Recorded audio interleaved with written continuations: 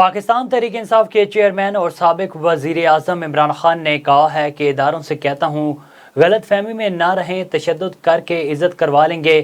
تحریک انصاف حکومت نے دہشت گردی پر قابو پا لیا تھا، سرحدیں وفاقی حکومت کے کنٹرول میں تھیں۔ سوات قبائلی علاقوں میں دہشت گردی کیوں ہو رہی ہے؟ سوات قبائلی علاقوں نے لوگوں نے بہت سی قربانیاں دیں، دہشت گردوں کو کیوں آنے دیا جا رہا ہے؟ مردان میں تحریک انصاف کے انتخابی جلسے سے خطاب کرتے ہوئے پاکستان تحریک انصاف کے چیئرمین کا کہنا تھا کہ چوروں نے ملک کو دلدل میں پنسا دیا ہے، چوروں نے قوم کو مقروض کر دیا ہے۔ اللہ نے حکم دیا ہے اچھائی کا ساتھ اور برائی کا مقابلہ کرنا ہے۔ اللہ نے کہا کہ کہیں بھی نیوٹرل ہونے کی اجازت نہیں دی۔ اپنے بچوں سے پوچھو کیا نواز شریف زرداری ایماندار ہے؟ 30 سال سے یہ ملک لوٹ رہے ہیں۔ جب ملک میں انصاف ہوتا ہے تب ملک خوشحال ہوتا ہے۔